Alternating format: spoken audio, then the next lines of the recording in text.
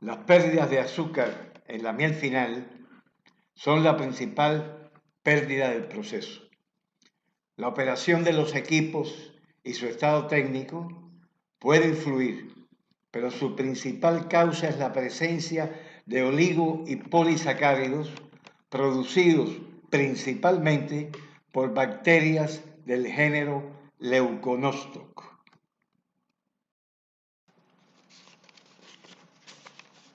Los oligosacáridos, que son cadenas cortas de poliglucosas, se absorben selectivamente a algunas caras del cristal de sacarosa y lo deforman. Las poliglucosas, como la destrana, con decenas de miles de glucosas en sus cadenas, incrementan la viscosidad de las soluciones. Ambos factores dificultan la cristalización y elevan la pérdida en mieles. El objetivo del trabajo es discutir de qué recursos químicos se disponen para actuar sobre los oligo y polisacáridos. Se analizarán 4 casos.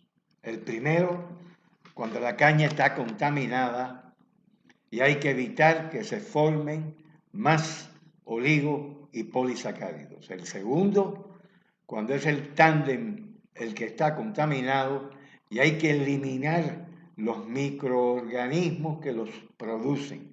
El tercero, cuando ya los oligo y polisacáridos están presentes en el jugo y hay que evitar su efecto negativo sobre el resto del proceso. Y por último, el cuarto caso, cuando la concentración de los oligo y polisacáridos en el jugo es tan elevada que no se puede controlar su efecto y hay que eliminarlos.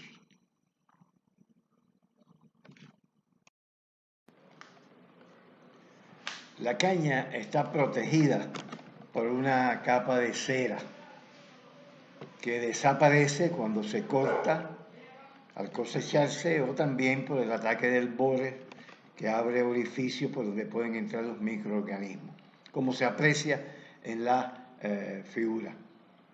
Esto se acentúa, o sea, esta apertura de los microorganismos se hace más crítica si la caña se demora en llegar al central, o sea, depende su magnitud de la frescura de la caña. Les voy a dejar unos segundos viendo esta diapositiva porque está un poco compleja.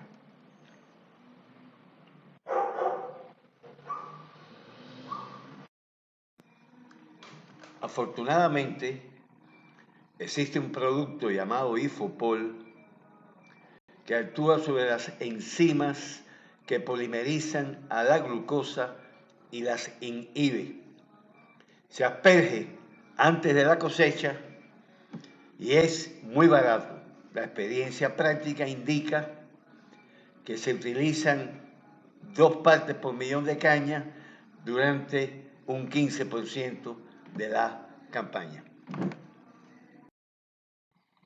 En el segundo caso, cuando el tándem es el que está contaminado y los microorganismos presentes en los jugos del mismo contienen leuconostoc, hay que eliminarlos con bactericidas.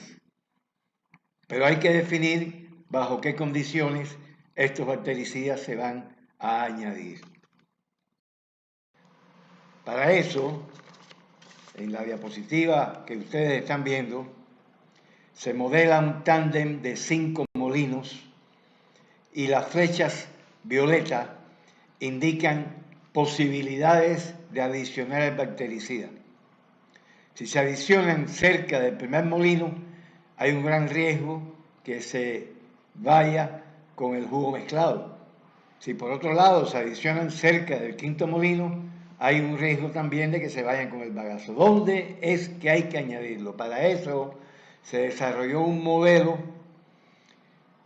del flujo de los jugos internos dentro del tándem para poder definir la mejor opción, como se verá en la siguiente diapositiva. Les voy a dar unos segundos en esta para que puedan apreciar mejor el esquema, que es algo complicado.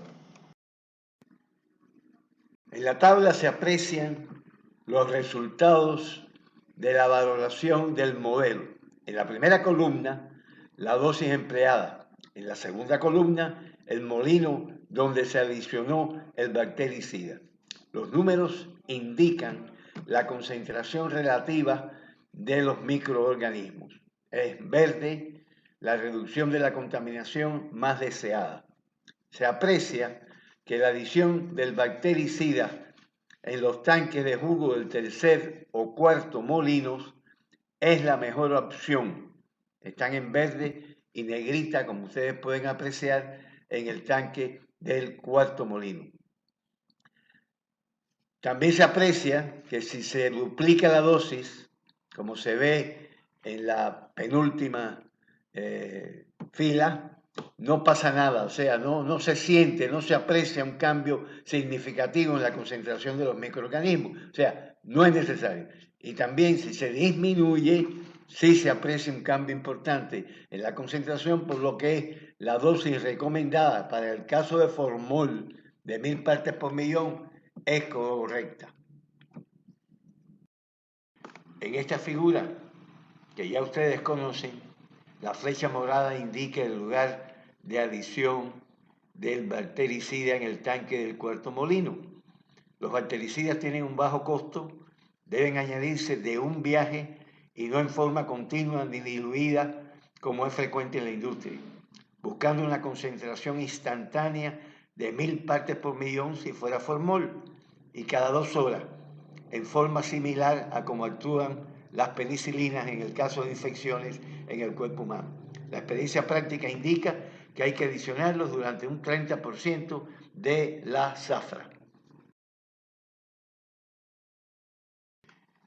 En el tercer caso, en el jugo permanece una cierta cantidad de oligo y polisacáridos que se formaron en la caña o en el tándem, independientemente que ya se haya eliminado la contaminación en esos dos lugares.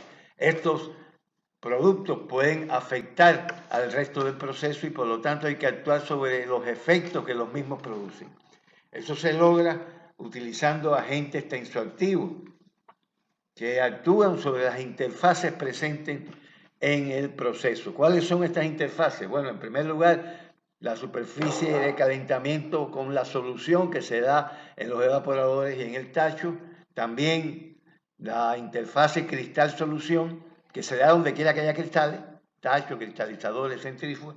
Y por último, la interfase aire-solución, que produce espuma, como en la lavadora, pero que no es significativa en nuestro caso. Los tensoactivos se utilizan en una proporción del orden de 100 partes por millón de miel o masa, no son muy caros y además se utilizan durante un 15% de la campaña según la experiencia promedio. Aquí ustedes están viendo cómo actúa el tensoactivo cuando hay una superficie de calentamiento.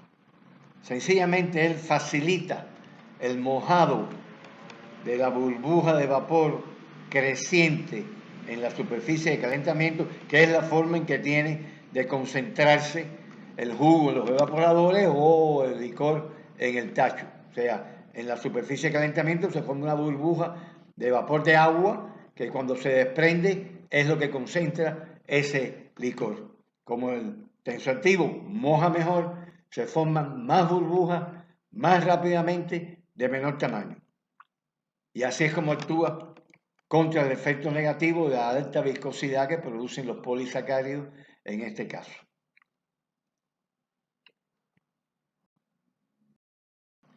El otro efecto es en la interfase cristal-licor. En este caso, el tensoactivo tiende a adherirse al cristal creciente y por lo tanto se producen dos efectos antagónicos. Por un lado, él cubre algunos puntos que pudieran ser de acceso del cristal creciente, de la sacarosa en solución al cristal creciente. Pero por otro lado, el propio hecho que lo proteja un poco, el tensoactivo adherido, hace que el cristal se pueda desplazar con más facilidad en el licor, accediendo a zonas de mayor sobresaturación. ¿Qué efecto de estos dos predominará? Va a depender mucho de la calidad de la masa cocida. O sea, en la literatura aparecen muchos casos contradictorios, porque cuando la masa cocida no tiene una gran viscosidad, por ejemplo, pues el tensoactivo no tiene cómo actuar y entonces no se ve un resultado de su acción. Pero cuando las masas cocidas son muy viscosas, tienen una alta viscosidad, producto de la presencia, sobre todo de polisacáridos, de dextrana, entonces sí el efecto es significativo y positivo.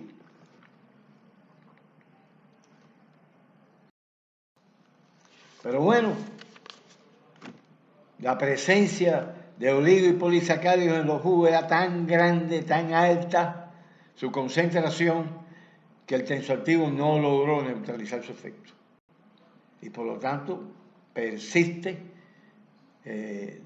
la influencia de los oligos sobre el cristal alargado y de los polis sobre la viscosidad. Ambas cosas influyen sobre las pérdidas de miel negativamente y hay que actuar en ese caso de la única manera que se puede, que es eliminando los oligos y polisacáridos con la enzima de dextranasa. La enzima de dextranasa es muy cara y esta situación se da de promedio durante la zafra en un 5% de la misma, cuando hay que recurrir a esta medida extrema. De esa manera, en este cuadro ustedes están viendo un poco el balance de todo lo anterior y un poco hay que concluir que es imprescindible tener en el almacén estos 4 productos: el Ifopol, para usarlo cuando sea necesario, un bactericida, se ilustra con formol, para usarlo cuando la contaminación está en el tándem, tensoactivo, para luchar contra el efecto, y dextranasa, ojalá que no haya que utilizarla nunca, para eliminarlos si su acción persiste. Ahí aparecen claramente las formas en que hay que utilizarla de promedio. Puede haber lugares donde sea más crítica la situación en la caña o la situación en el tándem y haya que utilizar durante un tiempo mayor, pero de promedio este es el cuadro. Y la gran conclusión es que hay que tener los 4 productos en el almacén para poder enfrentar esta situación. Gracias por